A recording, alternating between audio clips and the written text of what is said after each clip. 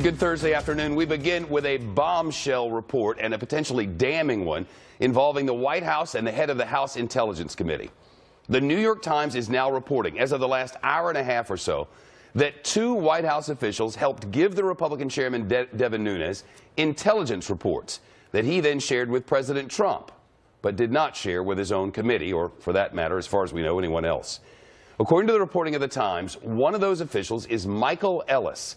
He's a lawyer who works on national security issues at the White House counsel's office. He reportedly worked for the House Intelligence Committee. The second man is a 30-year-old named Ezra Cohen-Watnick, the senior director of intelligence at the National Security Council. According to several reports, President Trump earlier this month saved his job after the National Security Advisor, Lieutenant General H.R. McMaster, told Cohen-Watnick that he was moved to a different position. That apparently happened because of concerns that the man was too political, too pro-Trump. Much of that pressure apparently came from officials at the CIA. The White House in the last hour refused to comment. A reporter today even quoted Press Secretary Sean Spicer from last week, when Spicer himself said it would be ridiculous for the White House to have given the Nunes the information. Here, listen. You said that doesn't pass the smell test on March 23rd. Now there's reporting I think again within the White House that they were the sources of this. I'm just trying to put those two things together. Number one, the first quote that you're reading, if you actually go back, I was responding to, I was very clear that I said, based on what Chairman Nunes had said. So I'm gathering that's an that important you've part learned of it. something new since then. So please tell us. Right, and again, Major, I've commented on this both yesterday and today, that your obsession with who talked to whom and when is not the answer here. It should be the substance. Well, it is the substance, but the process in this case really matters, because remember, Chairman Nunes and his committee are conducting the House investigation into Russian meddling in our election and possible collusion with Trump officials. Last week, Chairman Nunes claimed he saw intelligence reports showing U.S. officials may have incidentally monitored Donald Trump or his top aides. In other words, he tried to change the subject. Chairman Nunes held a news conference, then briefed the president, then held another news conference. President Trump, after the briefing, said he felt somewhat vindicated in making his false claim that President Obama ordered wiretapping at Trump Tower. Chairman Nunes has said that didn't happen. President Obama did not order wiretapping. We also learned about a secret meeting that Nunes had on White House grounds the night before. Now, Chairman Nunes claims he needed to be in a secure area. He's also refused to give up his sources, though he has not denied that they came from inside the White House. His spokesman said as much today, after the Times report came out. All of this after the Speaker of the House, Paul Ryan, told CBS that Nunes said a whistleblower gave him the info. He had told me that like a whistleblower type person had given him some information that was new, that spoke to the last administration and part of this investigation.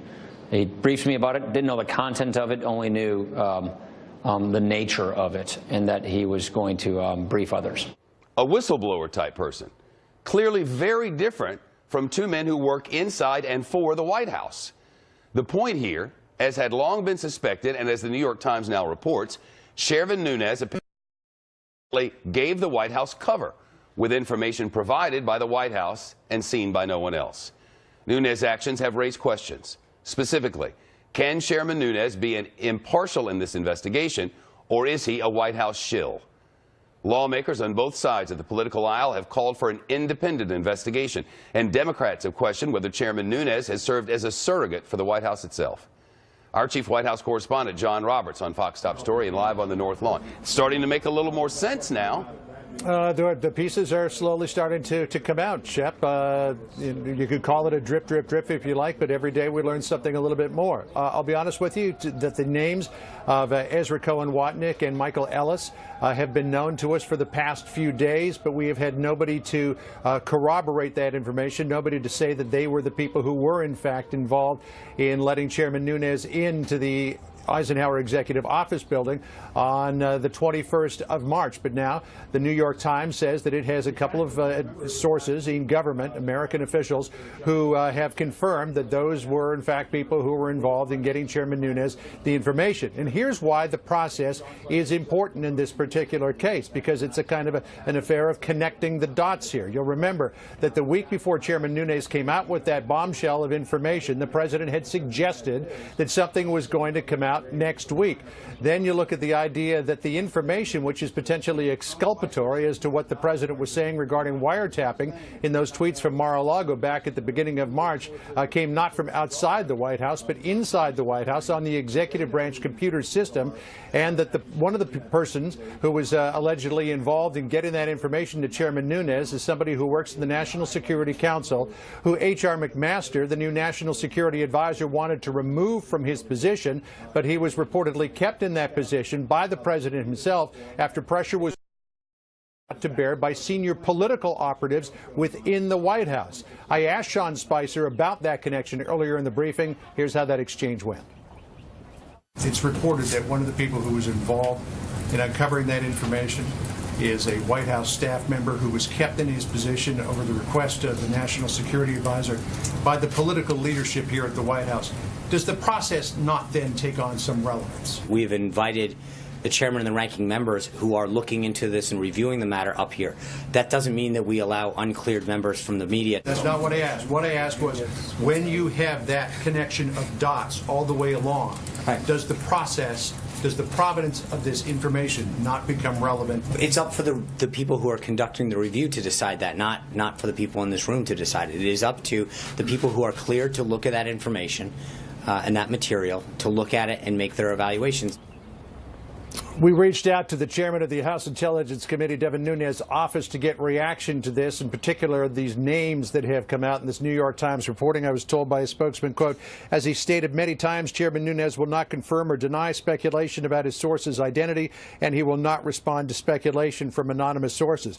Interesting to note, Shep, that the briefing is always delayed by about 10 minutes, sometimes 15 minutes, longer if there's news that's breaking. It was delayed by a half an hour today, not long after that New York Times report came out, and at the very top of the briefing, before he opened it up to questions, Sean Spicer said that the White House had developed some information that was, or uncovered at least, some information that was relevant to the investigation into Russia and to unauthorized leaks, and it had sent a letter up to the chairman of the ranking members of both the House and the Senate Intelligence Committees, offering them the opportunity to go down here and view that information, though Secretary Spicer would not say whether that information was germane to what the president had tweeted out about wiretapping. Shep?